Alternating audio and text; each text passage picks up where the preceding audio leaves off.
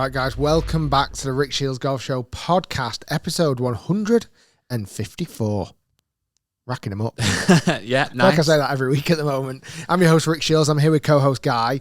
There's been loads of golf on this weekend, but I'm really sorry to disappoint everybody listening and watching.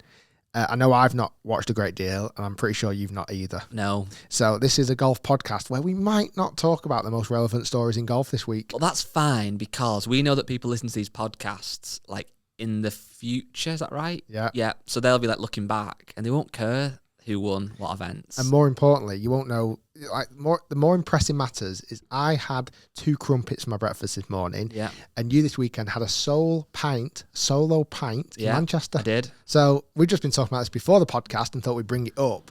But anyway, hopefully in this week's podcast we can bring you some fantastic content. We're hoping somewhere from somehow. You know what worries me? I feel like the people that listen to the podcast, so they're in the car, they're on the run or whatever, they can deal with this kind of start that's a bit slow and a bit trite. We know that YouTube viewers don't have very long attention, so if someone's just turned this video on now and gone, I'm out. We've lost them. They've gone forever. Well, don't, because there's some fantastic content coming. And honestly, I flicked through some of the questions today from you guys, the fans, and there are some absolute Barry Belters. So there'll be some content coming your way because I'm going to answer some questions today which I don't think I've ever answered anywhere in the world. Oh, well, now I'm going to be sticking around. If I was listening to this, I would be so sticking around. But we've had, as always as well, we've had some great emails. And if you want to email us, the email is podcast@rickshiels.com. Correct. You've actually got really good at doing that recently. Shouldn't be that hard, should it, No. really? 154 episodes down the line. But you've So got it. we've got emails. I also want to tell the story because we've not had opportunity yet on the podcast to talk about. We did do press week about how our manic filming week last week. Yes. My round of golf with Andy Carter that wasn't filmed on camera. A casual round of golf which I've almost never done. Because this was filmed with, the last podcast was ages ago, actually in real life. Yeah. Since that, there's been 2 live events. Yeah. Which I'll be honest with you, I've watched all of 10 minutes of. That's standard. I don't really know a great deal about those 2 events this year, at this time round. I feel like because they've gone now more east, because it was Asia, Bangkok, and then this week it was in Saudi Arabia, I feel like the time difference has thrown me out a lot more, where when it's been over in the States, you can watch it at night. Yeah, I'm much more in tune with it because it's on a more reasonable time for me. But it's a strange time for golf because it doesn't feel like the seasons have really started. Well, they've not really, have they? No. Let's be honest. It's like the new year it proper gets going. And I think you hit the nail on the head a while ago, and I wasn't as sure when you said it, and now it's actually making more sense. There's just too much because you've got obviously USPGA Tour, you've got the DP World Tour, you've got LIV. Aramco this weekend. Ladies event in New York. Certainly with the men's game, it's like, which one do you follow? Do you follow all 3? If you love watching golf, you're in for a treat. There's a lot to watch, but it's quite a lot to consume, isn't it? This weekend, I had an opportunity. I was Saturday afternoon, I was there with the family. My daughter sat on my knee watching TV. I thought, you know what? I'm going to pop the golf on. I'm going to see what's happening because I looked on the leaderboard and our friend, Min Woo Lee, was doing pretty well at Valderrama, one of the hardest golf courses in the world, which I want to talk about in this podcast because I'll come to that in a minute about Valderrama. But I popped it on Sky and we watched about probably 25 minutes of Min Woo Lee and a few other players. It wasn't very entertaining. Nobody's fault, as in none of the players' fault, but it just was a bit flat. Like, again, because I don't really know why I'm watching. I'm not invested in it as part of Min Woo Lee hopefully winning. I'm not really watching it from a standpoint of it being a major. Like, whoever won that Spanish event this week, I wasn't that bothered. Yeah. I don't know. I can't quite put my finger on it at the moment. I feel like with so much golf happening, I'm becoming less bothered about it, which is worrying me because somebody who is a golf fan and who loves consuming content, if I'm not consuming it, is the average Joe Blogs who isn't that into golf consuming it? It's a weird one though, isn't it, with golf? Because I think if you played football, soccer, for those in America, and you either, play a 5-a-side or you play 11-a-side just to try and keep fit or whatever, I would imagine that literally 99.9% of people that play football obviously watch football. But equally, I don't know what the stats are. I'd love to find this out. Of how many people actually play golf, watch golf. Certainly around the majors, I'm sure people do tune in. But it's quite a big commitment, isn't it, every week to watch the golf? And now there's 3 different tours to choose from. Where do you start? and obviously the PGA Tour this week were in Japan at the Zozo Championship.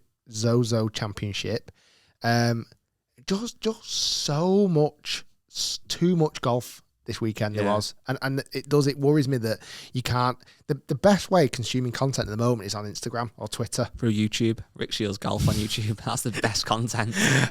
Yeah, because it's it is actually. You're right, guy. Give me 3 reasons why your content is better than the PGA Tour. I don't make as many birdies, so it's more relatable. Yeah. Okay. I sometimes top it or shank it. So it's more relatable. More relatable. You can watch it on your time. True. And really, the longest videos we ever make is about 50 minutes. Too long, that. Yeah, but if you got 50 minutes, you're not going to spend... To watch a full tournament, it's what? 4, 8, 12, 16, 20 hours. I've got a question for you. Go on. I want the honest answer. I think I know it. But do you watch YouTube on the toilet? Oh, 100%. Do you reckon statistically there was always somebody in the world on the toilet watching your videos? Yes. But there isn't it right now? Well, right now, I'm going to look at this stat. Right now, let me see. How do I do this? You're better at this. Go on YouTube Studio real time. Real time. I'm on it. Give me a minute. Real time. Okay, yeah. In the last hour, we've had 12,000 people watching videos. In the last hour? In the last hour, sorry. Some of those have got to be on the toilet. Yeah. That 100%. Yeah. I wonder where, this would be a good email or let us know any of the social media links. Where's the weirdest place you've either listened to the podcast or watched a Rick Shiels video? Like, what could the weirdest one be? Funeral. That'd be a bit of a weird one, that, wouldn't it? Yeah. Well, your AirPod in listening to us chatter along while you're at a funeral. Yeah, that would be weird. There's one, I remember that one we got tweeted, or you got tweeted, was it the groom on his top table at his wedding watching really Break good. 75? That was really good fun. Where else would be a really weird place? Like, if you are a dentist, you know when you go to a dentist, my dentist watches the videos. Like, they have the music on, don't they? Yeah. Imagine if instead of having the music on, you constantly put in the Rick Shiels Golf Show podcast. That'd be a good way of getting listens up. So all your dentist guys are already scared. They're already terrified. Most people anyway, going to the dentist. Lie down and all you can hear is us, a couple of northerners chatting a bit about golf and crumpets. Yeah. Tell me what crumpet. Anyway, we've had... Not enough crumpet talk. Wow, okay. There was a slight malfunction there with the cameras, so hopefully that's not ruined the podcast. Who should we blame? Matt. Yeah, as always. So if you've got something you want to tell us, email us, podcast@rickshiels.com. But we've had some good ones this week, Rick. And just a quick note, I think I said this last time with the length of emails. I've had loads more long ones. We do read them, but we might not read them out on the show because they're too long. But we've also had some shorter ones. I've got a super short one here off Jeremy. Fellas, please explain the science behind putting without a glove. I always put with my glove on. The few times I take it off to see if I notice a difference, I don't notice any difference. Should I be taking my glove off to putt? Well, it's two factors here that come into play, okay? Number one factor is the feel. Having your naked hands wrapped around that beautiful, nice flat grip.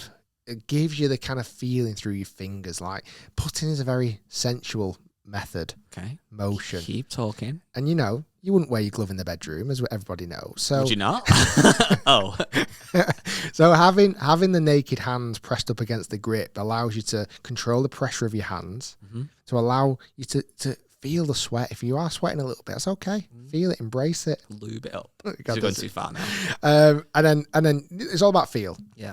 The second factor, which I think might be the most important factor, is the coolness of it. It's fashion. It's all out fashion, isn't it? Let's be honest. If you're not hitting your shot into the green and knowing full well that ball's on the green and you're not ripping your glove off, folding it and just caressing it into your back right pocket, are you even a golfer?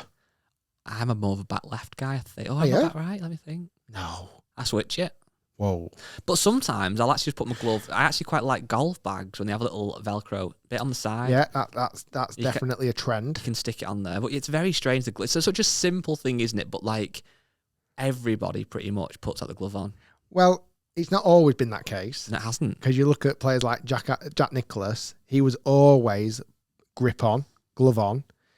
You've had very famous golfers over the years put with gloves on without question.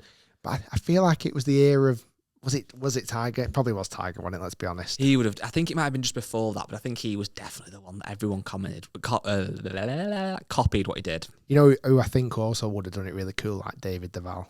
He'd have done it quite swaggery, wouldn't he? Yeah. But yeah, it's not. It's a thing that I certainly grew up just never putting my glove on. I remember, you know, if you play with a golfer and they put with the glove on, you kind of give them a bit of a funny side eye look. Like, really? You into this? Have you ever done any weird things copying off tour pros when you were younger that you thought was quite cool? Well, club twirl. Club twirl. Like, I was desperate to learn how to club twirl. Yeah. Luckily, it came quite natural to Hit me. the green from 50 yards, just club twirl. I think that's something you definitely copy off tour pros. You've seen it loads on social over the last few years where you almost walk with the putter. Yeah, it's like a bit of a swag. It's like as if your caddy's got the bag and you're walking with the putter. Yeah, like so that one. That's something you definitely do. One thing I definitely did, and I saw it way back at Royal Lytham years ago in the Ladies Open, and she was famous for it in Dame Laura Davis. Would never tee it up on some holes. Would not tee it up on some holes. Yes. Chuck the ball down, get the club head and like dig it. Yeah, like a reverse divot almost. So the ground just stood up a little bit. You pop your ball on it, and I remember seeing her hit driver off it. Dead windy. She bulleted this driver. I still do that quite a bit on par threes now and again. So that's definitely something I copied off tour pros. The picking, one thing I always do, and I reckon you've maybe noticed me doing it, and I've definitely picked it up from tour pros. Have you noticed what I do when I get my golf ball out the hole a lot of the time? You like tap the hole with it. I like tap the side of the hole. Yeah. And that's something, again, I've stolen off tour pros because as if like, for part of me as well is a little bit superstitious because I think, well, if I just tap the hole here and repair it and make it perfect, surely the golf gods will one day return the love and allow me to actually get some balls going lipping in the hole rather than lipping out. Yeah. But then what's weird is then when you start waving to the crowd, but there's no crowd there. It's like, Rick, you're not actually a tour pro. Tipping my hat. Yeah. But we've had a story I've got to read for you. So I'm sure you'll remember the fake hole-in-one we had a few weeks ago where the guy had a guy playing behind him hit a nice shot and he put it in the hole.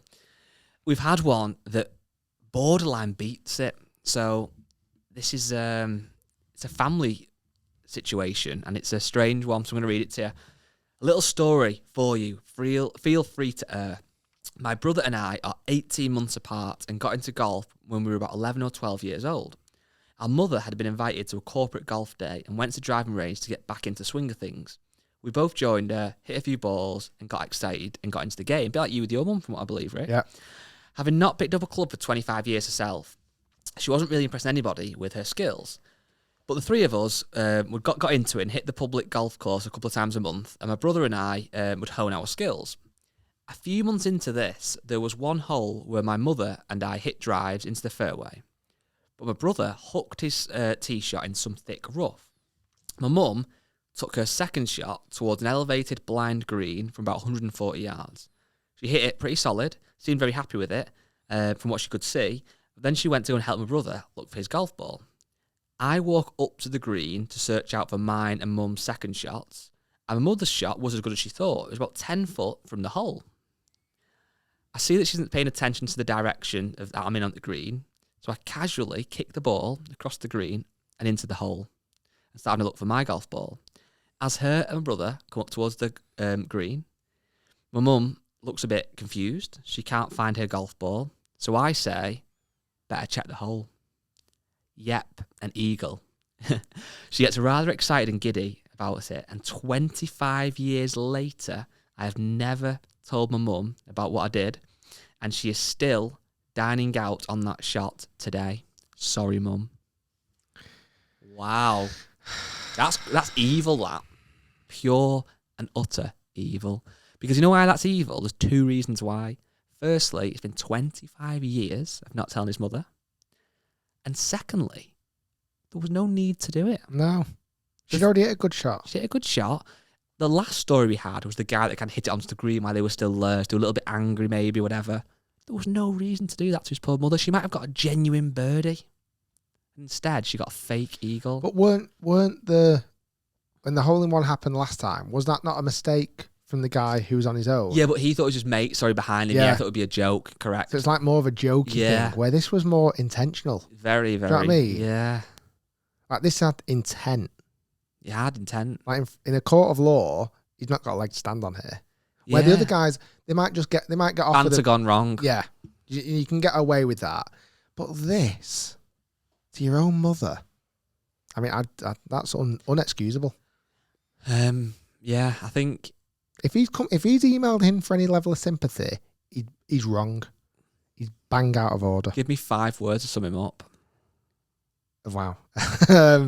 But don't swear. Evil. Yeah. Conniving. Ooh, Conniving. But yeah, I'll do. Liar. Yeah, absolutely. Okay. Cheat. Yeah. An absolute disgrace of a son. Phony. Yeah, what a strange...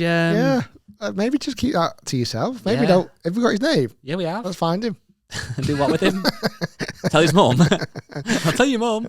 I think we'll do that thing where we said it years ago, episodes ago in the podcast, where as a form of punishment, he has to stand up against the wall and we sting like 2 irons at his I'd like to do that. bottom. Yeah.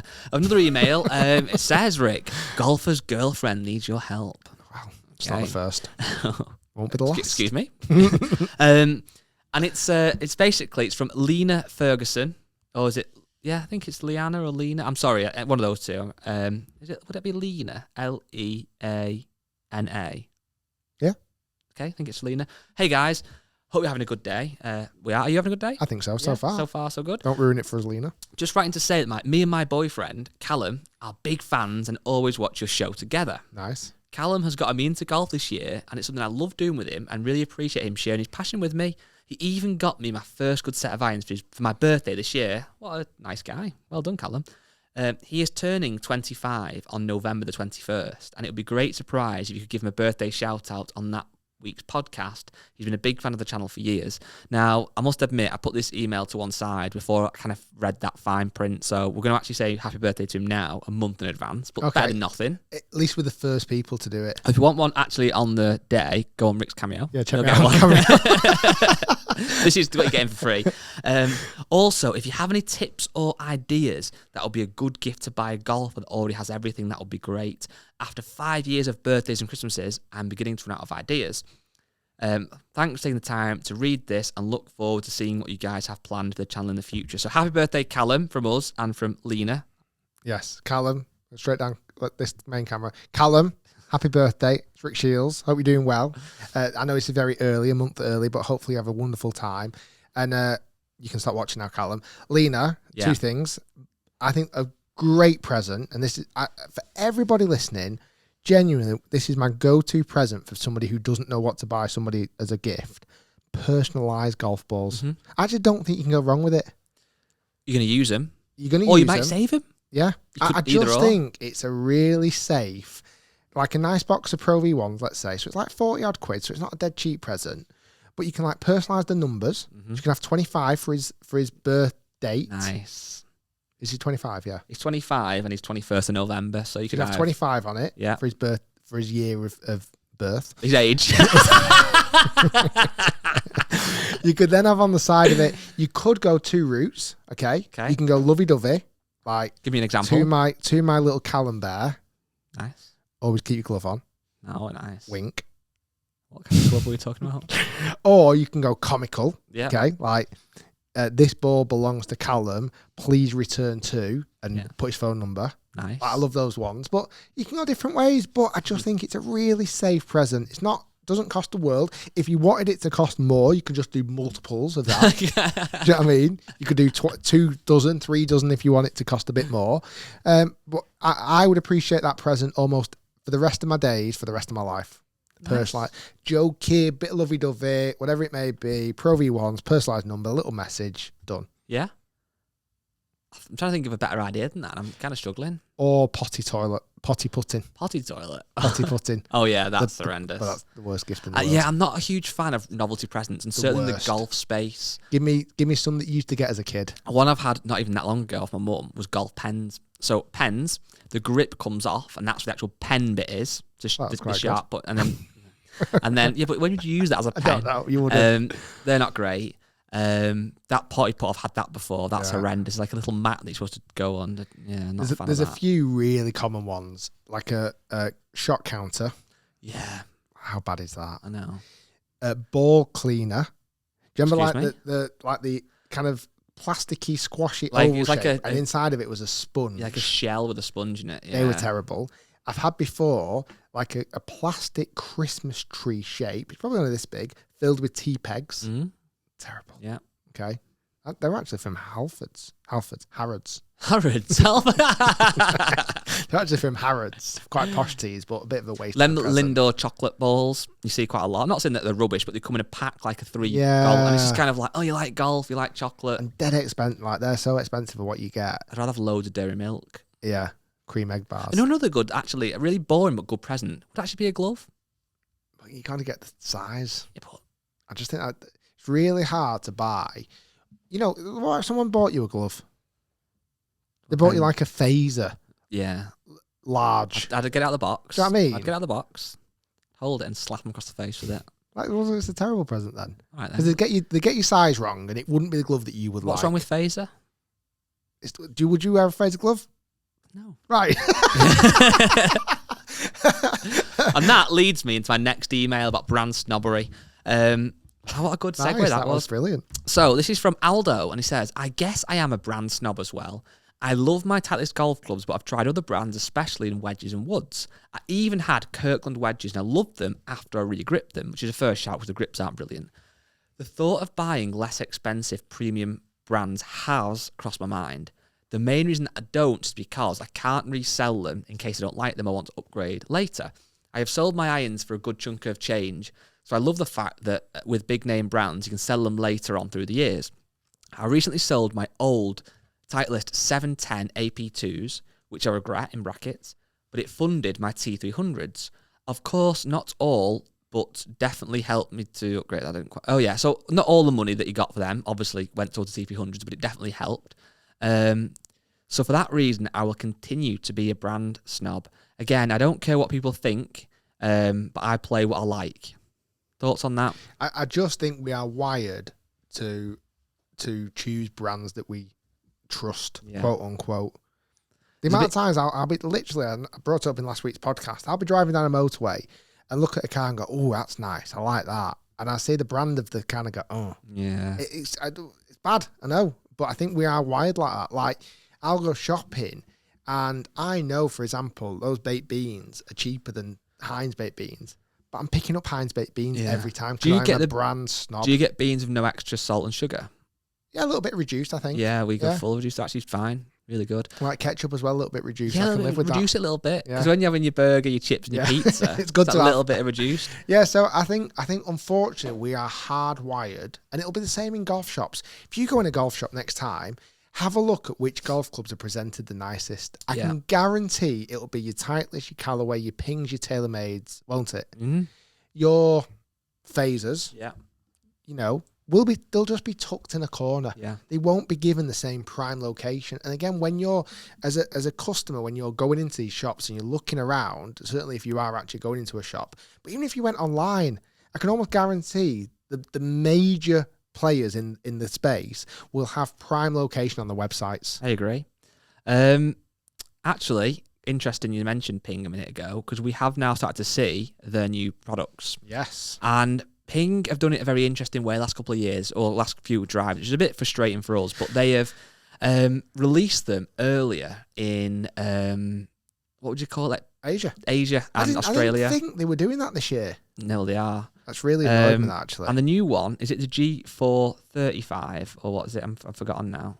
Is it G430? G430, yeah, sorry. And I'm actually going to be honest, I am a big Ping fan. I've currently got the driver and the 3-wood. I've actually got the 7-wood, which I kind of put in and out of the bag. The new one, I'm sure it will be fantastic, but I'm really not happy with the colouring. And I know that sounds silly and it's a tiny thing, but Ping are known for being quite classic, aren't they? And this year, it looks very similar to last year's, the G425. But when you look at the golf club, like looking down, they've started to put some like paint on it, or like lipstick, some people call it. And I know it sounds silly, it's such a small thing, but it really doesn't look that good. Yeah, I think I like it. I'm just looking at some images online now. And there's two drivers. There's a well, there might be 3 actually, but I'm looking online now at the 430, the G430 Max. Yeah. Okay, the one that we're currently gaming in the previous model. That has got a completely matte top with a little bit of detail towards the back. You're right, with the kind of white lines around the lipsticky bit. The G430 LS Tech has got like an old M2 vibe, carbon. It crown. has. They've gone carbon on the crown of the LS Tech, which is very new for So we've still got the turbulators are in matte black, but the back of it, now that to me, I'm a big fan of how that looks. Does look very this good. is just images online. We've not got these products yet, and hopefully when we do, we'll be one of the first, certainly outside of Asia, to review it. But yeah, they do look very good. I've also got the irons. Oh, what are those irons that I showed you the other day? What are they called? No, the Ping ones that I showed you.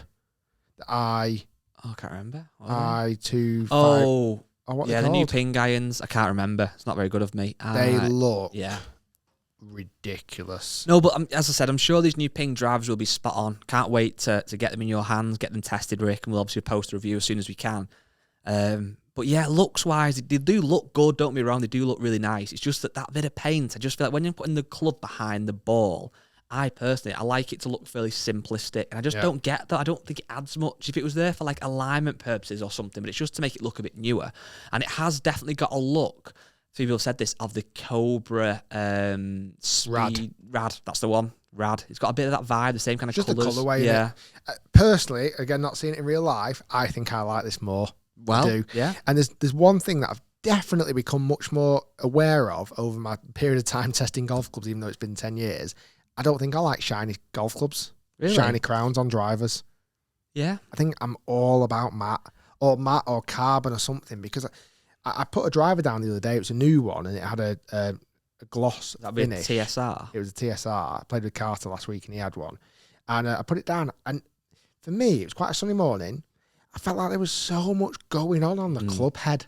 Like, I could see my mate stood over there because of reflection. I could see the trees. I could see the sky. And I'm like, I don't know if I like it. Yeah. It's too much going on. And I put my driver down because it's matte black. And I was like, oh, yeah, there's nothing going on there. Yeah. All I'm seeing is club head, ball, and whack. Where when I've got a shiny gloss driver down, I'm like, oh, God, I can't focus. Yeah, hear ya. Yeah.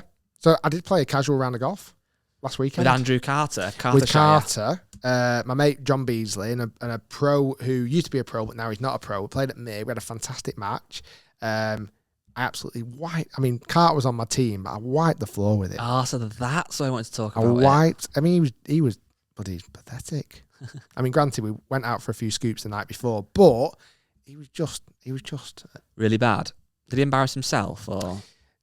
John Beasley at one point, I know, unfortunately, he didn't have the greatest quest for the Open final qualifying, but even turned around to me and kind of nudged me and went, Is he still turned pro, Carter?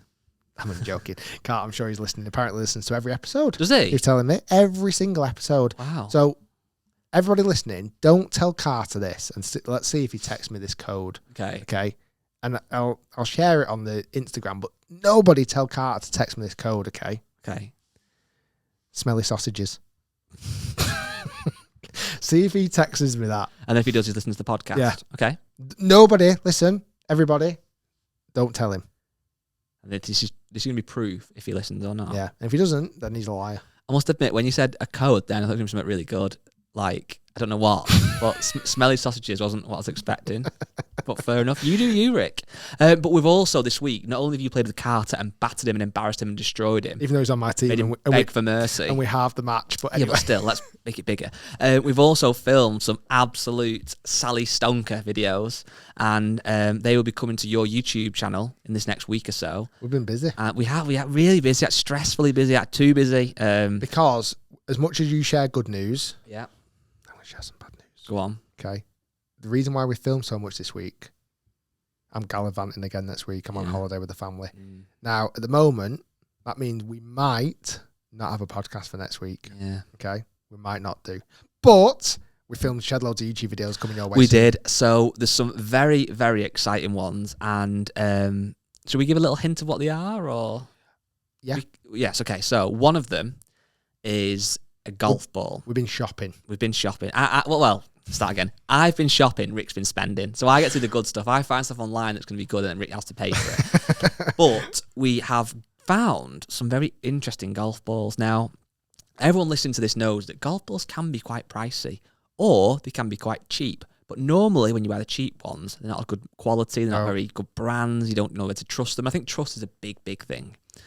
What if I told you, Rick, that Callaway make a golf ball? You already told me last week. Yeah, but then didn't. All right, okay. Yeah, okay, yeah. Rick, yeah. Callaway make a golf ball.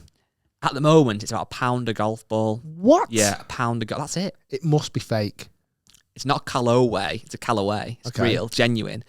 You can only buy it from one retailer in Europe. Oh, it's going to be off one of those dodgy websites, isn't it? It's off Wish. No, it's not. It's off Amazon. Oh, I've heard of that one. Yeah. I've heard of that. Yeah. I've got Amazon Prime. It's on Amazon, and it's about £1 a golf ball, and it's a Callaway ball that is what's called an SMU, so it's only available at one select retail that Callaway make it exclusively for. But it's real. It comes in a nice box. Let's buy some. We then bought some. And, And then we fast forward time. We reviewed it, and let's just say Callaway have got a secret golf ball. They don't spend. Am I stopping? Or you can? Yeah, stop for a second. This secret golf ball, okay, may question why golf balls cost any more money than what they do. Exactly. Yeah, because it works. And what's very strange is Callaway spend no money on marketing it. You won't see it on their own website. You won't see it really anywhere other than this retailer, Amazon. And it was, a little known retailer called Amazon. Little small retailer. But no, but you would see it on there. But I think people may not buy it because I've never heard of that ball before, or I'm not sure why that's so cheap. But it was exciting. Yeah, very, very good. We also went shopping at another big retailer called Costco. Yes. They've got a new package set out, which we bought a few weeks ago, actually, and we've only just come to now review it. So that'll be coming out soon. And also, we've been shopping at another retail store, one of the biggest sports retailers in the world, and they've decided to make their very own golf equipment. Yeah, and I think what was quite good with these videos is we often obviously test the latest and greatest, the expensive stuff, like the Ping drives that are coming out soon. We'll obviously review those. But so many golfers, maybe not people listening to this podcast, maybe a few, but so many new golfers or non-golfers starting to play golf want to buy something easy and simple, and package sets are the go-to, and package sets can be great. I mean, my first ever set was a Lynx Junior package set. It had a 3-wood that was like your driver, 5, 7 and 9 iron, and a putter. And that was all it had, and a little pencil bag. So I think in some regard, a package set and your first set of golf clubs is arguably the most important set of golf clubs you will ever own. Here. And we've tested them.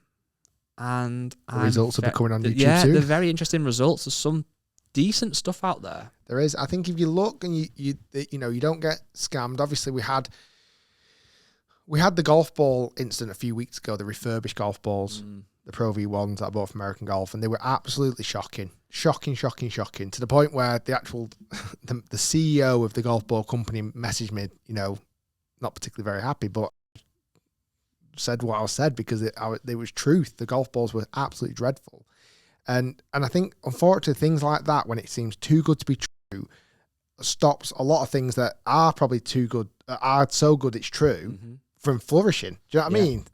So it's a bit frustrating. So yeah, some really good reviews coming soon. And there's a little break 75 out this Friday, which I don't know if there might be a power cut on YouTube on Friday. That is... YouTube did talk about shutting down for Friday blackout. Well, I'll tell you what then, if for any reason the Break 75 can't come out on Friday, I'll do a standalone after this on my own and tell you through every single shot I hit because I played well.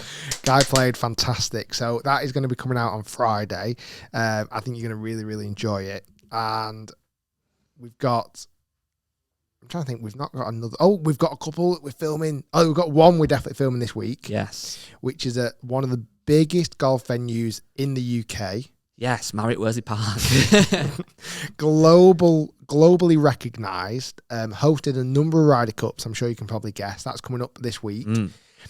We're also, can we say this? What's happening Thursday? Yeah. I'm getting my hands on the brand new TaylorMade driver. Question. Can I say that? Yeah, you can, but I don't know if you're going to hit it yet or not. I think it might be more of the spiel. Oh. But maybe. I don't know. I'm sure we can. Tend to hit. We can hit some. So we're going to be seeing the brand new TaylorMade drivers for next year. That's in all person, you can say. Which I cannot say anything about yet because you have all these bloody embargoes and all that crap. So, but it'll be interesting because will it be something new? Mm-hmm. Will it be just a better, different version of Stealth? Mm-hmm. That's my guess. Yeah, you'd imagine so. When we've not seen anything yet at all, genuinely, my prediction is it's going to be like something like a Stealth 2. Yeah. Is my prediction. Yeah, you'd think so, because certainly with brands like TaylorMade, and they spend so much money in that first year of bringing a brand to life and getting people to know the name, that if you then change it the following year, you've kind of lost a lot of hard work that you've done. So I think that's one beauty of keeping with the name for a couple of years. And the good thing, I think, then, is if you're a guy who's got a current Stealth and you're a hardcore fan, you may upgrade, but because the new one, if it is still Stealth, you might not be as bothered upgrading. Whereas if it went to whatever it's going to be called, something different, you feel like, oh, okay. And that might be the case, who knows? But I think they hopefully will stick to Stealth. I want it to be called Stealthier. Stealthist. Stealthy. But you know what's mad? I saw online the other day, they've now released a version of it all in black, which I think you could get as a custom option anyway. But don't you think it's mad how when brands, this happens in all sports, it happens like football boots, they bring out a pair of shoes or a golf club that's a certain colourway, then bring out a full black version, and the full black's one everyone gets excited about. But then if it came out in black and then they brought out an all-white version, everyone would want the all-white. Yeah. It's like when all the TaylorMade drivers went white and then they started to release them in black again. Everyone's, oh my God, you get an R15 in black. Yeah. It's mad, isn't it? Isn't it weird? I think Stealth, I get why they had the face red because it got people's attention, but it would look cool all in jet black. Yeah. I think once you got over the hype, you don't... I'm surprised not more of the tour players use the black face, but I guess they might be under contract. They have to wear the red. They have to use the red one. Yeah, it'll be interesting. I won't be able to tell you anything about it, but at least we'll have a glimpse at what that's going to look like. I'm excited, so somewhat. I feel like I'm always excited to see the drivers, literally see them and see how they've changed, what they look like, and after that, it gets to the point where it's like, is it going to be better? But I suppose at the same time, that's kind of still quite exciting because it's like in my head, it can't be any better. But then, is it going to be? What are they going to say? Longer, faster? Straighter. I feel like I want to get one of them on the podcast. What would people think about that? About what? A driver on a podcast? So, Mr. Stealth. Why are you so quiet? Why are you so fast? Or why are you so slow? Yeah, I don't know. We've always kind of stayed away from chatting they offered to give us somebody. We've always kind of stayed away from it because we don't want to seem like we're, getting too pally with a manufacturer, which we don't really do. So, but, it would be quite fascinating. I think an ex, I think you brought it up this week, an ex-employee of one of these big brands would be comes good. On with like a mask and their voice is muffled, gives all the insider secrets. That'd be quite good, that, wouldn't it? It would. But yeah, they do. I think what impresses me the most is the marketing that these brands do. The products are all really good. Of course they are. But like we said, they don't change much year on year. But yeah, they still make people want to buy them. Apple are the best at it. The best. They bring the same phone out pretty much every single year and market it in a way that people want to buy it. It's amazing. And, that's what TaylorMade and the brands need to be doing. And that's where I think Titleist kind of don't do it as strongly because they've got such a loyal following, they kind of don't have to. Yeah. Ping are kind of in between, aren't they? But Ping, I think, now are going to be releasing drives every 2 years. That's kind of set in stone. That's it now. I think so. Which I think will be I think it's a good move. Yeah, I do. I've not heard... Oh, have we? Have we seen glimpses of Cobra yet? Yes. Illegally? Yes. Glimpses. Illegal glimpses. That's supposed to be the one that Bryson really had an impact on. So when Bryson went to Long Drive World, he really had his say on this new driver. And if you remember on the podcast we did, he got excited about it. Yes. And I think Cobra weren't too happy. He was shouting about the driver that was following the one he was using, or just been put in the bag even. Oh, yeah, you're right. So I think the next Cobra is supposed to be good. Well, considering he came second in the World Long Drive Championship. Yeah. I think that was actually with the current one, though. Imagine if he had the new one. Then he would have won. He'd come second too. One last bit of news. Go on. Okay, and people might have to wait, the audience might have to wait 2 weeks to find out the answer to this. I'm currently bidding on something on eBay. You have shown me this, so I won't pretend I don't know, but I'll pretend I don't know what is it? Well, I'm glad you asked.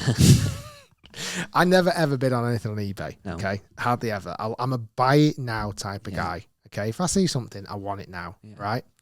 but I'm also enjoying the game. You're the kind of guy that buys shares with the mantra of buy high, sell low. Correct. Correct. That's you. That's my philosophy for life. So at the moment, I've always wanted a stand. We went to Prestwick a few weeks ago, and above the pro shop, in the pro shop, above the actual till, there was a beautifully mahogany, could be, okay, Scotty Cameron stand, okay, and it was housing like 4 or 5 Scotty Camerons with the head covers. It looked amazing, okay. Now I've only got maybe 3 Scotty Camerons at the moment. Oh, let me get my violin out. Sorry, that sounded awful, didn't it? I know what you meant. I just couldn't resist. Yeah, I feel bad for me. And they've not got a stand. My Scotty Camerons haven't got a stand. You know why I blame Liz Truss?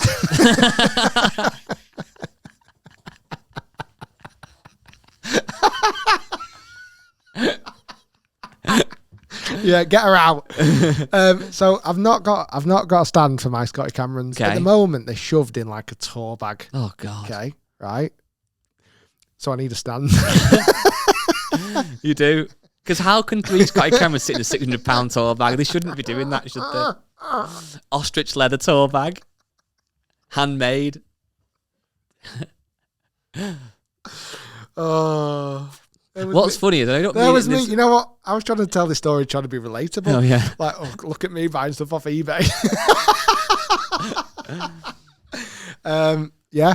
So anyway, I'm bidding. I've been outbid at the moment, Oh, no. but I quite like it. £6,000. No, it's dirt cheap. I At the think moment. this could be a video, though, which would justify you buying it. I think, because what... Well, it's going through the business, yeah. So Of course, of course, Mr. Taxman. But the thing is, Scotty Camerons are a strange beast because people that buy them don't really buy them to improve the putting, do they? It's just No. you buy them because they're a piece of jewellery, and I think people almost know with it. But you can get some putters that are packed full of technology, that are bigger, that are bulkier, that are higher moment of inertia and stuff. But ultimately, Scotty Camerons are just absolutely gorgeous, aren't they? They're Yeah. such nice putters. And they hold the value very. About that email before about being a brand snob. Scotty Camerons are probably one of the only golf clubs that really hold the value to the point where they actually are often worth more. yeah. Well, So you can good. actually go on eBay and actually look at Scotty Camerons, which is, I think that's how I maybe started this journey.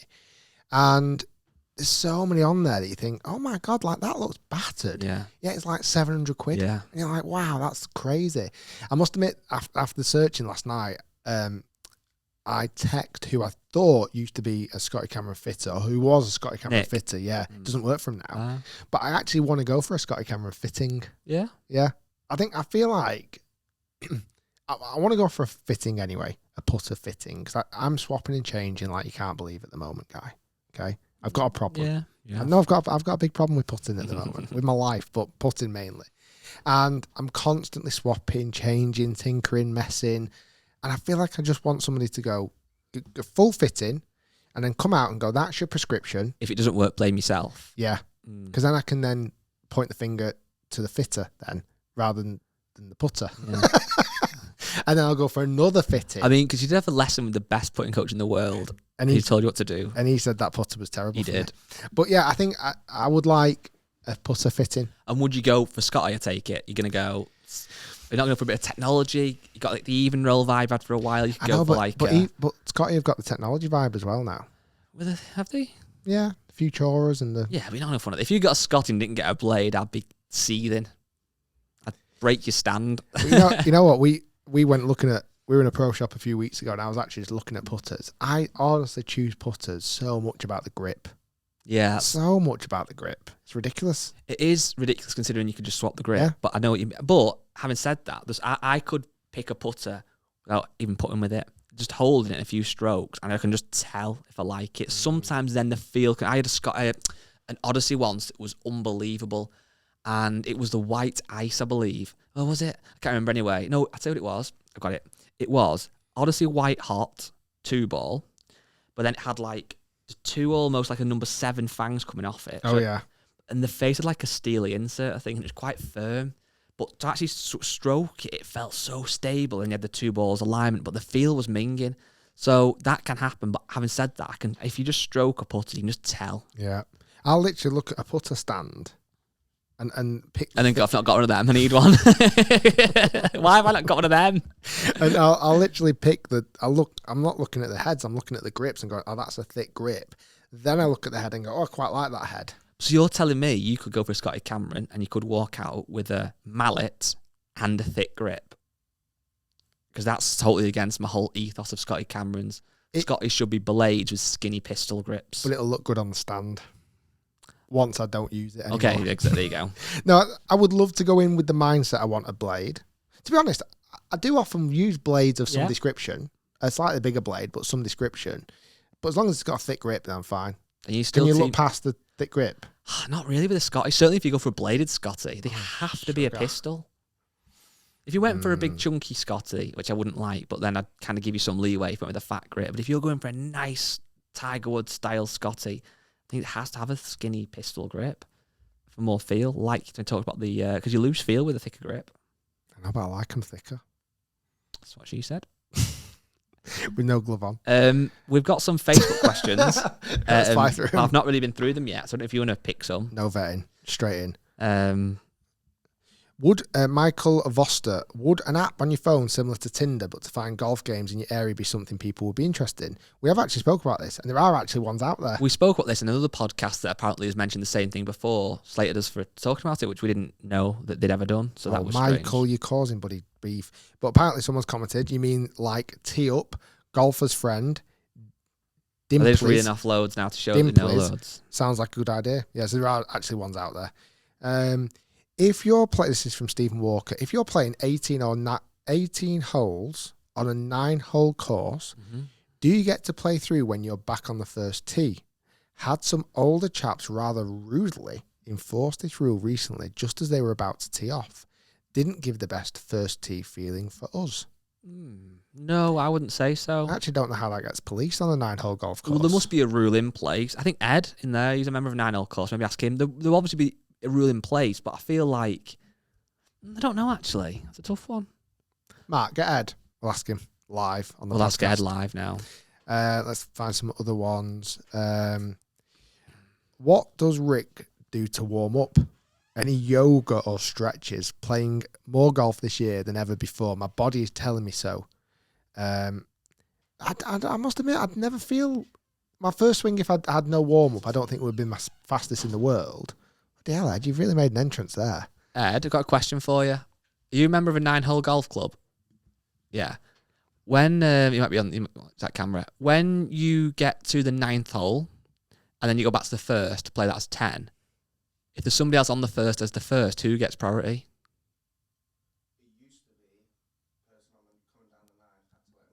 You can talk into Matt's mic.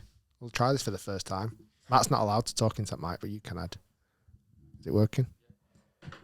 It used to be whoever was coming down the 9th get to play. Mm-hmm. But now, because of all the booking system, you have to book a back 90. All right.